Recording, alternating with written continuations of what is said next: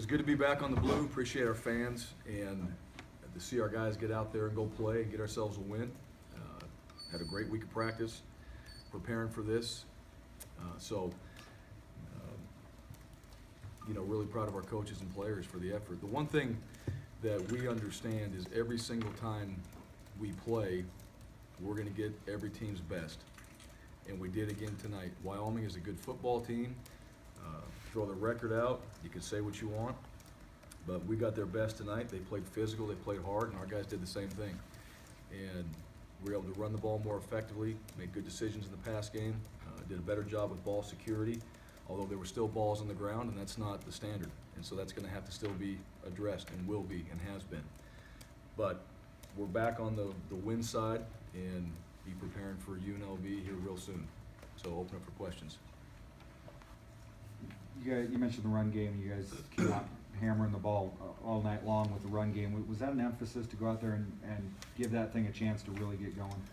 Yeah, well, it's nice to have McNichols back as well. And you play a team that prides themselves on running the football. We do as well, but you play a team like Wyoming, they run the ball effectively. It does come down to, who can run the ball better. And we need to go out there and establish that, and I thought we did that tonight. Jeremy, you had 40 touches in this game. I mean, there's been a lot of prolific offensive individual performances in the history of this program, but 40 touches from what we tracked ranks right up there with the best of them. What was he able to do after missing last week, and how important is he to this offense? Yeah, well, I think you saw that tonight. Came back, carried the ball, and did I didn't know it was 40 times, but obviously toted the load, in the run game, and was very effective doing it. He's a guy that's a dynamic player, does a lot in the run game and pass game. Having those guys back, it helps us. And we played with pretty much without 4 starters tonight. That's just how it is, and other guys have to step up. And so, with Jeremy being back, that helps us. I think obviously tonight his stats are going to look a little bit better, but I think coming into the game, Jeremy was averaging 4.9 a carry. I think Kelsey was averaging 4.1, fairly close. I mean, what is it, though, about having Jeremy in the game that makes such a difference on offense? Well, I think he's part of what we're trying to get done offensively. And you get him in space, you're able to use him in the pass game. He's got speed when he does get on the perimeter to make things happen. And he's been playing with confidence as well. It's never a one-man show for anybody on our team, and he's just another guy that's part of what we're trying to accomplish on the offensive side. That helps the other running backs, that helps the quarterbacks, that helps in a lot of different areas. So to have your stable, your backfield out there, and to have everybody as an option, that helps. With Brett Rippon's struggles that he had at Utah State, how did he turn that around with his performance snap with Wyoming? Yeah, he hung onto the ball. Yeah, very simply. I mean, really, that's just did a better job in the pocket, stepped up, made throws while he was stepping up in the pocket, was aggressive that way. And those are things that you want to see the next week when you go play, is those mistakes being corrected. And he did that. I thought he threw the ball down the field well. I thought he was late on a few throws, even though we scored on a couple of them. And that'll be a continuation of his growth, each and every game. And the nice thing is, he understands that, and you're able to talk about those things on the sideline. But he also did a nice job in our run game of getting us in and out of certain looks that we had to check, and taking advantage of that.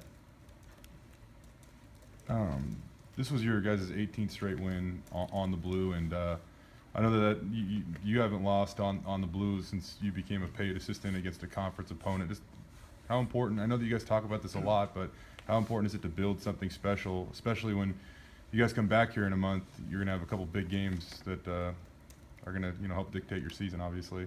Yeah, I think our guys take a lot of pride in that. I know that people in this program, throughout the history of the program and playing on the blue, we've all taken pride in that. And I also think it's part of our fan base, and playing in Albertson Stadium, it's a different deal. And it's hard to explain, but it is. And our guys enjoy being here. They take a lot of pride in that. And you know, we want to continue it. So, you know, whatever the stats are, you know, this place is important to us, and we want to continue to play well when we're at home. The chemistry between Brett and Thomas Furback has been unlike almost anything I think I've seen here with quarterback and receiver, and probably a hard thing to explain. But how do you explain what's happened with those two guys over the last 6 weeks or whatever it's been? Yeah, I don't think I want to. I think Thomas is a very good player. I think Brett is getting opportunities to utilize Spurbeck and taking advantage of it. And, you know, Thomas has really made some spectacular catches. The balls, you know, whether it's in the corner of the end zone or slightly behind. I go back to one of the first catches we saw Thomas make against Air Force, which was this acrobatic over-the-shoulder twist and turn catch. And that, to me, right there, that was not anything we worked on. That's something that he has that not many people do, just a knack for tracking the football and actually catching the ball, which is not a natural thing to do. And so I think it's a combination of Brett really giving him a chance. You give Thomas a chance, you put it where he has an opportunity to go make a play, he's really made those plays. And I think that, for a quarterback, also gives you tremendous confidence too, that it doesn't have to be picture perfect every single time. I give this guy an opportunity, he's gonna go make plays, and I think that's where that chemistry is showing up. What was this past week like for you guys? I mean, how long did the USU loss kind of sit with you guys? And is preparation different after a loss than it is after a win? Well, I'm not gonna spend a whole lot of time on Utah State, but I'll say this, our week of prep for that game was very good.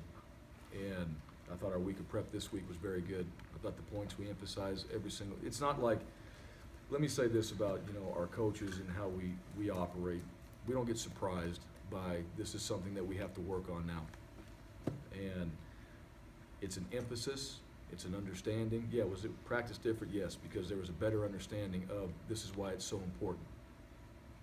And that's why we keep emphasizing it. And it's more than anything was that. And we got after it. Our guys were prepared coming into the game, and that won't be any different next week. We'll continue to try to hopefully progress and get better.